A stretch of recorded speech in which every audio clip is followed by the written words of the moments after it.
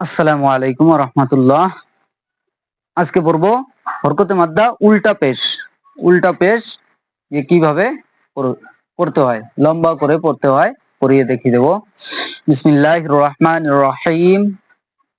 হামজা উল্টা পেশ উ, বা উল্টা পেশ বু। এক আলিফ পরিমাণ লম্বা করে পড়তে হবে।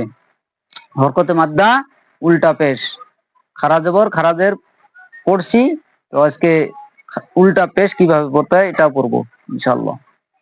হামজা উল্টা পেশ উ, বা উল্টা পেশ বু, তা উল্টা পেশ তু, হা উল্টা পেশ থু, জিম উল্টা পেশ জু, হা উল্টা পেশ হু, খ উল্টা পেশ খু, দাল উল্টা পেশ দু, জাল উল্টা পেশ জু, র উল্টা পেশ রু, জা উল্টা পেশ জু, সিন উল্টা পেশ সু, শিন উল্টা পেশ সু, সাদ উল্টা পেশ সু, দাদ উল্টা পেশ দু, ত উল্টা পেশ তু, জ উল্টা পেশ জু, আইন উল্টা পেশ উ, ওয়াইন উল্টা পেশ গু, থা উল্টা পেশ ফু, কফ উল্টা পেশ কু, কাফ উল্টা পেশ কু, লাম উল্টা পেশ লু, মিম উল্টা পেশ মু, নুন উল্টা পেশ নু, ওয়া উল্টা পেশ উ, হা উল্টা পেশ হু, হামজা উল্টা পেশ উ, ইয়া উল্টা পেশ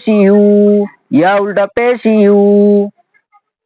বাস এইভাবে হরকতে মাদ্দা উল্টা পেশ দিয়ে পড়বো, টানিয়ে টানিয়ে পড়বো, তাহলে পড়তে আমাদের সহজ হয়ে যাবে।